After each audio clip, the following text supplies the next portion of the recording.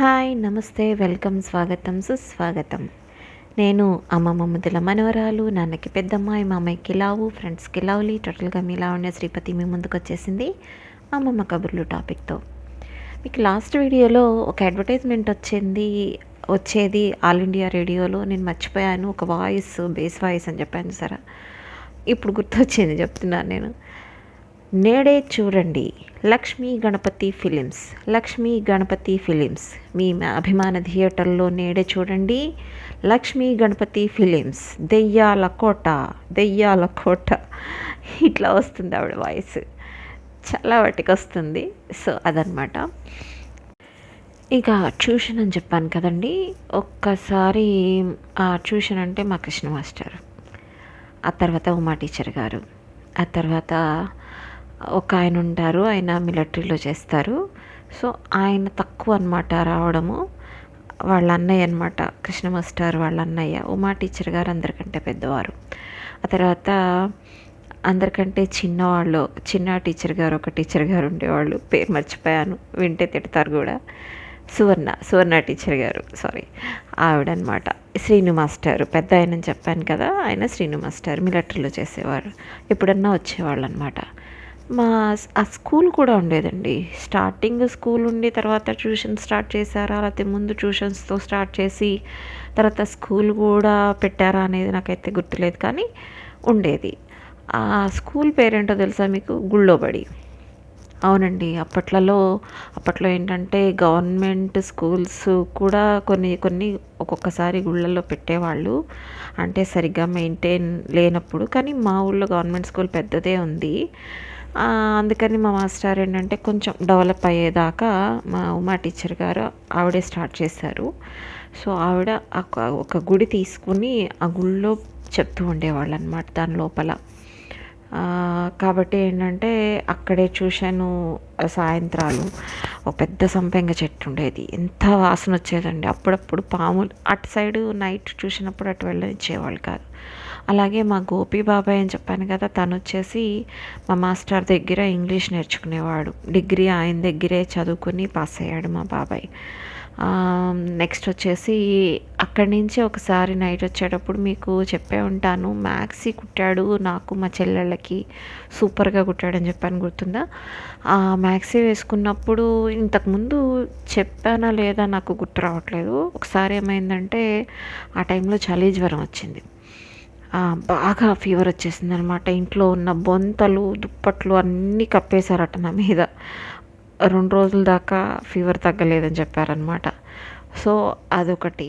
ఆ తర్వాత వచ్చేసేసి 8th క్లాస్కి వచ్చిన తర్వాత, దానికంటే ముందు మీకు చెప్పాను కదా 6th 7th, అప్పట్లో 7th క్లాసు ఇది ఉండేదన్నమాట, కామన్ ఎగ్జామ్ అంటారు కదా, అది ఉండేది 10th క్లాస్ లాగా.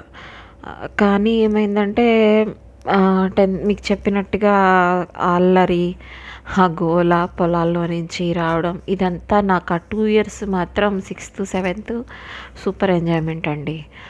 ఇక మంచి మార్క్స్ వచ్చాయి కాబట్టి మా నాన్నగారు అనుకున్నారు మా తాతయ్య దగ్గరికి పంపించి, ఈ తాతయ్య కాదండి, బామ్మ దగ్గరికి పంపించి, అక్కడ అది వాళ్ళ ఊరు, బామ్మ వాళ్ళ ఊరు రేపల్లి అనమాట, అక్కడ ఇంగ్లీష్ మీడియం స్కూల్లో చేర్పిద్దామని. అప్పటికి మా ఊళ్ళో ఇంకా ఇంగ్లీష్ మీడియం స్కూల్స్ లేవు. సో ఇంగ్లీష్ మీడియం స్కూల్లో చేర్పిద్దామని. ఇంకా చెప్పాలంటే దీనికంటే ముందు నేను మర్చిపోయింది ఏంటంటే, మా అమ్మమ్మ నాకు చిన్నప్పుడు అండి ఆల్మోస్ట్ అన్ని రకాల టైప్ ఆఫ్ డ్రెస్సులు వేసేసింది. ఎప్పటికీ 5th క్లాస్ లోపలే అనమాట. సఫారీ వేసేసుకున్నాను, వైట్ అండ్ వైట్ సఫారీ కుట్టించింది. నార్మల్ ప్యాంట్ షర్ట్ టక్ చేసుకుని వేసుకునేదాన్ని. స్కర్ట్స్, లాంగ్ స్కర్ట్స్, రకరకాల గౌన్ మోడల్స్, పట్టు లంగాలు, ఎన్ని రకాల పట్టులు ఉన్నాయో ఆ టైంలో అన్ని రకాల పట్టు లంగాలు. ఆ తర్వాత ఎన్ని మోడల్స్ ఉన్నాయో అన్ని మోడల్ గౌన్లు. తర్వాత ఒక మ్యాక్సీ మాత్రమేనండి మా బాబాయ్ కుట్టాడు, అదొక్కటి మాత్రమే, అమ్మమ్మ కొనలేదు. అదొకటి, అంటే అది కొంచెం చూడడానికి నైటీలాగా ఉంటుంది కదా, అందుకని అది ఎందుకో మా అమ్మమ్మకి ఇష్టపడలేదు, అది తప్ప. అందుకే మా బాబాయ్ దాన్ని మ్యాక్సీ అనకుండా వేరే టైప్లో కుట్టాడనమాట, చాలా బాగుండేటట్టు. సో ఇలా అన్ని రకాలు వేసేసుకున్నానండి. ఇంకా ఏవేవో మోడల్స్ చాలానే వేసుకున్నాను. ఇంకా మా మామయ్య చెప్పా కదా మీతో, స్కూల్ దగ్గరికి వచ్చేసేసి నేను వచ్చే టైంకి వచ్చేసేసి మా రాముడు మావయ్య సైకిల్ మీద తీసుకొచ్చేవాడు. అలాగే వీడిని తీసుకుని వచ్చేదాన్ని కదా మా తమ్ముడిని నేను. సో అక్కడేం చేసేవాడంటే ఫస్ట్ మామూలుగా తీసుకుని వస్తుంటే చక్రంలో కాలు పెట్టాడు ఒకసారి అయ్యగారు. ఇంకా అందుకని భయం వేసి అప్పటి నుంచి ముందు ఒక చిన్న సీట్ వేయించి వాడి కోసం అని చెప్పి ఒక సైకిల్కి ఒక రాడ్ వేయించి దాని మీద కాళ్ళు పెట్టించి ఈ సీట్ మీద కూర్చోబెట్టి కబుర్లు చెప్తూ నువ్వు సరిగ్గా కూర్చుంటే నీకు అది కొంటాను ఇది కొంటాను అనుకుంటూ తీసుకొచ్చేవాడు అనమాట. ఇక 8th క్లాస్ దగ్గరికి వద్దాం. ఇంకా కొన్ని నేను మర్చిపోయిన ఉన్నాయి అమ్మమ్మ దగ్గర పెరిగిన వాటిల్లో. మళ్ళీ ఫర్దర్గా నేను 10th క్లాస్లో అమ్మమ్మ దగ్గరికే వెళ్ళాను, అవి కూడా వస్తాయి నెమ్మదిగా. ఇంకా ఇప్పుడు 8th క్లాస్ అండి. నేను నిజానికి అమ్మమ్మ దగ్గర చాలా సుకుమారంగా పెరిగాను, మీకు చెప్పే ఉంటాను.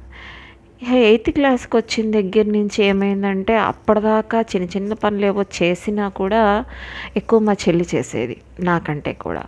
అయితే నాకెంత పర్ఫెక్షన్ ఉండాలి, ఎందులో చూసినా పర్ఫెక్షన్ ఉండాలి నా పనుల్లో. నాకు చాలా ఎక్కువ. బట్టలు ఆరేసిన ఎక్కడ ఒక చిన్న ముడత ఉంటుంది చూసారు, ఇప్పుడు గంజి పెట్టి తీస్తే అలా గంజి పెట్టకపోయినా సరే ఎక్కడ కూడా ఆరేసి తీసిన వాటినే నేను ఆరేసి తీసినవి ఐరన్ చేయకుండా సరిపోయేటట్టుగా ఉంటాయి బట్టలు, అలా ఆరేస్తాను. దానికి ఒక ప్రొసీజర్ కూడా ఉంటుంది. ఇప్పుడు చాలామంది బాల్కనీలు ఉంటాయి చూసారా ఈ రోజుల్లో, ఇదివరకంటే ఓపెన్ ప్లేస్ చాలా ఉండేది, మనం ఎలా ఆరేసినా ఎటువైపు ఆరేసినా ప్రాబ్లం ఏం లేదు. కానీ అప్పుడు కూడా లెక్క ఉంటుంది. మార్నింగ్ టైం ఆరేస్తే సూర్యుడు ఈవినింగ్ అయితే సూర్యుడు పశ్చిమానికి ఉంటాడు కదా. సో సూర్యుడు ఉన్న వైపుకి ఇప్పుడు మన ప్యాంట్లు కావచ్చు, లంగాలు కావచ్చు, ఏమైనా కావచ్చు, ఈ రోజుల్లో లెగ్గిన్స్ కావచ్చు, ఈ ప్యాంట్లకి నడుము దగ్గర పార్ట్ ఉంటుంది చూసారా, అది కొంచెం థిక్గా ఉంటుంది, అలాగే పాదాల దగ్గరది థిక్గా ఉంటుంది. సో మనం ఏం చేయాలంటే హాఫ్ వేసేయకూడదు.